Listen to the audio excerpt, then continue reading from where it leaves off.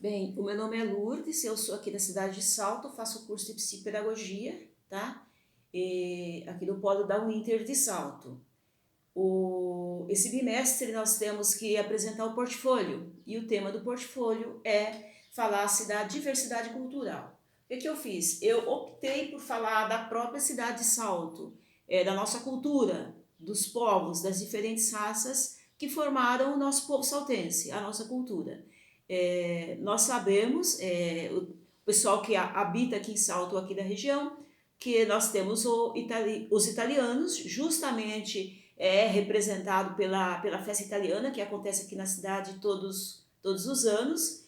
Temos também uma parcela de população que teve origem na Ásia, que são originários dos japoneses. Temos também as nossas raízes indígenas e a nossa herança africana, da época da escravização, infelizmente da escravização dos negros da África, que também foram trazidos aqui para a nossa região.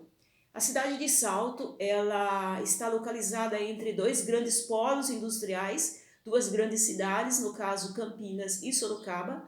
Salto está praticamente na metade de distância entre uma cidade e a outra. Uma outra característica da nossa região nós somos banhados pelo rio Tietê. Aqui nós temos dois rios, o rio Jundiaí, que deságua, a foz do rio Jundiaí, ele deságua no Tietê, justamente aqui na nossa cidade. Então, o marco da cidade de Salto, desde a sua fundação, desde as suas origens, está focada aqui no rio, tá? No rio Tietê, que desce, que corta aqui a nossa cidade. A cidade de Salto, já logo após o descobrimento, já no século XVI, já consta registros que essa cidade ela era utilizada como rota de descobrimento para o interior. Se utilizava o rio como navegação, os jesuítas, os missionários utilizavam essa região como rota para desbravar o interior do país, tá? Na época também consta registros que nessa região existiam os índios guaianazes. Os índios guaianazes, eles são um tronco do Tupi-Guarani, tá? Então nessa época os índios guaianazes habitavam essa região de Salto e de Itu, tá? Consta-se também nos registros que a uma légua da cidade de Salto foi fundado um povoado que se chamava na época Nossa Senhora da Candelária do Ituguaçu, que hoje é a cidade de Itu, tá? Que se tornou inclusive o grande centro republicano desse período. No final do século XVII, Salto era uma propriedade, ela era uma propriedade particular que se chamava Sítio Cachoeira, que pertencia a uma família, Antônio Vieira Tavares e a sua mulher, que se chamava Maria Leite. Essa família, ela possuía aqui os seus parentes, os seus escravos, e trabalhavam nesse sítio. E o que acontecia? Eles eram uma família católica, e para as missas de domingo, eles se deslocavam até o povoado Nossa Senhora Candelária do Ituguaçu, em Itu, para assistir às missas.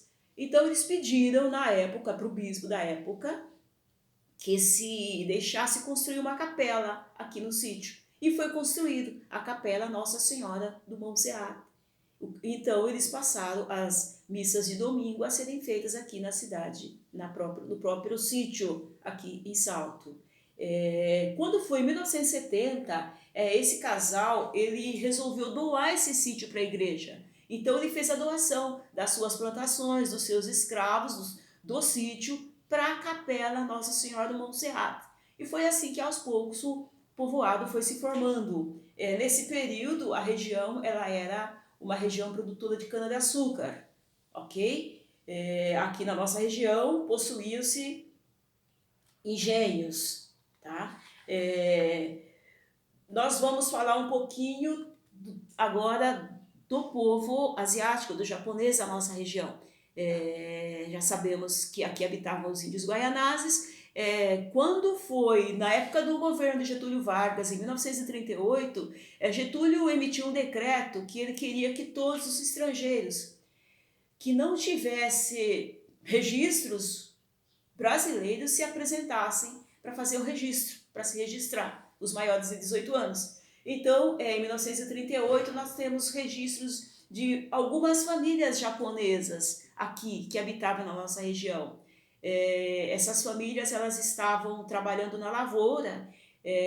Existem registros de famílias que vieram da Chácara do Rosário para se registrar. Existem registros de famílias da Chácara Dona Lísio, registros de famílias Uburu, famílias japonesas que se apresentavam, registravam, e nesses registros consta, inclusive, o ano que essas famílias chegaram no Brasil, os filhos, os nomes dos filhos que trouxeram, o nome do navio que essas famílias chegaram. Então aí nós temos o registro dos primeiros japoneses, ok? Depois nós temos o povo italiano, tá? Os italianos, para quem conhece um pouco de história, a Itália ela era dividida em Península Itálica. Até por volta de 1860, 1870, era dividida em pequenos estados. O que o governo italiano queria? Ele queria unificar tudo isso, formar o país Itália que nós temos hoje. Só que essa unificação, ela teve aspectos positivos e negativos. Era a época que a Itália estava muito pobre, então muitas famílias da Europa, da Itália no caso, escutavam as notícias do sonho americano e elas queriam tentar uma vida melhor para os seus filhos. Então muitas dessas famílias pegaram os navios na época e algumas delas aportaram aqui no Brasil e aqui na nossa região, principalmente. Então aí chegaram, né, as primeiras famílias italianas. Essas famílias, na época, 1888, nós sabemos, houve a abolição da escravatura, então as fazendas, tanto as canavieiras quanto as fazendas de café, elas precisavam de mão de obra e essas famílias vieram para trabalhar na lavoura. Na verdade, vieram para substituir essa mão de obra escrava, tá? Então, os italianos vieram para cá e foram, sobretudo, trabalhar na lavoura. Já falei lá atrás, Salto estava localizado entre dois grandes rios, né? Então, o que acontece? Do rio vem a energia elétrica, a possibilidade de se construir hidrelétricas para fazer girar motores. E isso foi um atrativo para a instalação das primeiras fábricas aqui. Então, nós tivemos logo de início uma fábrica que se chamava Júpiter, que foi instalada próximo ao rio, e logo depois uma segunda fábrica que foi instalada também próximo ao rio, porém do outro lado. E aí começou-se a industrialização da nossa região. Então, essa mão de obra que a princípio estava na lavoura também passou aí para a indústria, tá? Tanto que o foco do meu trabalho, nós temos aqui uma mascote, nós temos a Lola. A Lola é a mocinha aqui, a senhora Tecelã. Por quê? Porque essas primeiras indústrias que vieram para cá, elas eram indústrias de fiação e de tecido, ok? Então eu quis representar, né, a intermediadora, no caso desse estudo para as crianças, né, quem iria contar essa história, quem iria falar da nossa região e dos nossos povos, seria essa senhorinha aqui, ó, a Tecelã, a Lola, porque ela é uma expert no assunto, porque ela viveu isso, né? A Lola, ela trabalhava numa indústria de tecelagem, fiação e tecelagem. Ela tá com um lencinho na cabeça, por quê? Porque na época se trabalhava com algodão, e o algodão, ele impregnava o cabelo.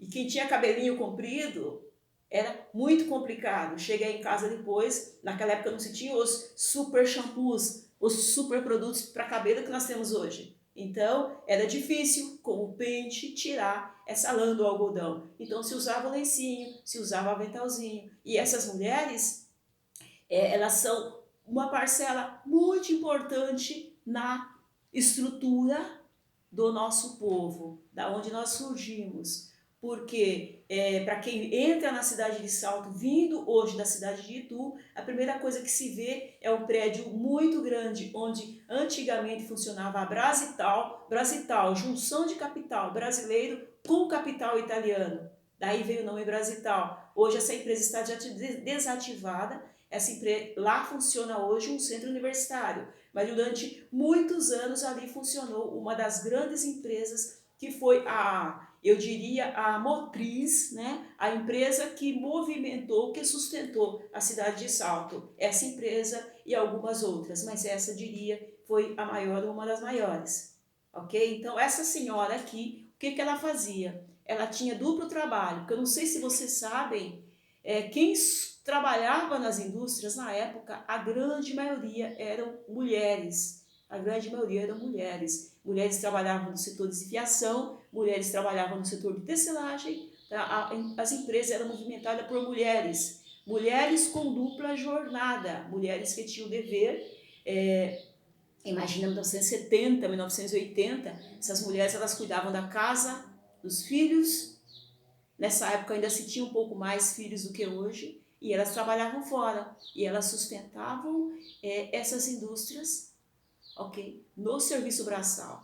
Então essa senhora aqui, quem for pesquisar a história vai saber, existia empresa aqui em Salto na época que se trabalhava 2 turnos. A mulher ia às 10, entrava às 10 horas da manhã, trabalhava até às 2 da tarde, voltava para casa, corria para fazer o serviço doméstico. Às 18, ela voltava para o trabalho e ia até às 22. E o outro turno fazia o contrário. Entrava às 6 da manhã, trabalhava até às 10, ia para casa, correr com o almoço, preparar a criança para a escola, depois voltava às 14 e trabalhava até às 18. Então essas mulheres caminhavam muito, trabalhavam de pé, ok? Trabalhavam de pé, na tecelagem, corriam o tempo inteiro, voltavam para casa para cuidar dos afazeres domésticos e depois voltavam ao trabalho, ou seja, faziam isso 2 vezes durante o dia. E naquela época não existia circular, não existia carro, não existia Uber, elas faziam isso a pé.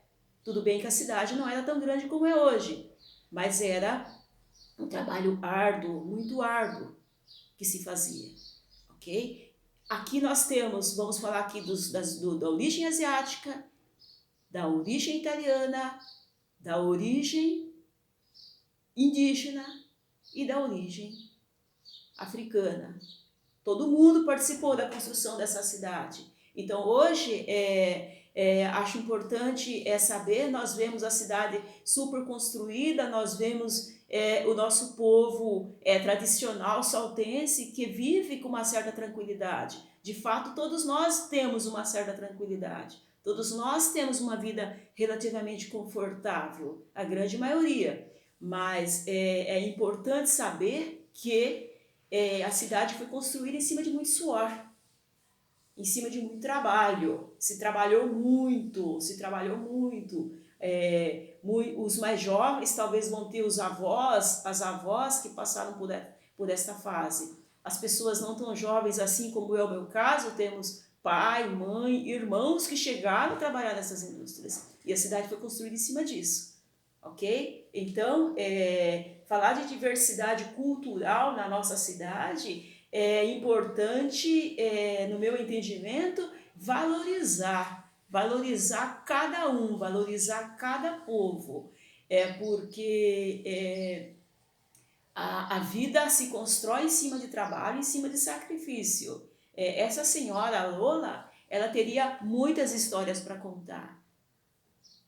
Ok? Histórias dos homens que saíam do trabalho na Brasital e os parentes levavam já a vara de pescar e já desciam para o rio pescar.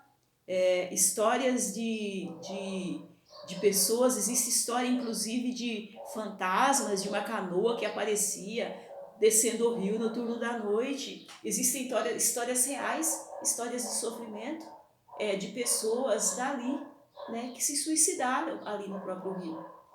Então, eu adorei esse tema, adorei falar sobre isso, porque é uma coisa que eu tenho comigo, que eu também vivi uma parcela disso tudo. Por isso hoje, quando eu vejo a festa italiana, ou quando eu vejo a festa japonesa, ou quando eu vejo senhorzinhos na cidade com a bengalinha, eu valorizo muito essas pessoas, porque eu sei que foi que a vida que temos hoje, a cidade que temos hoje, muito bem estruturada, a gente deve também a eles, principalmente a eles. É isso aí.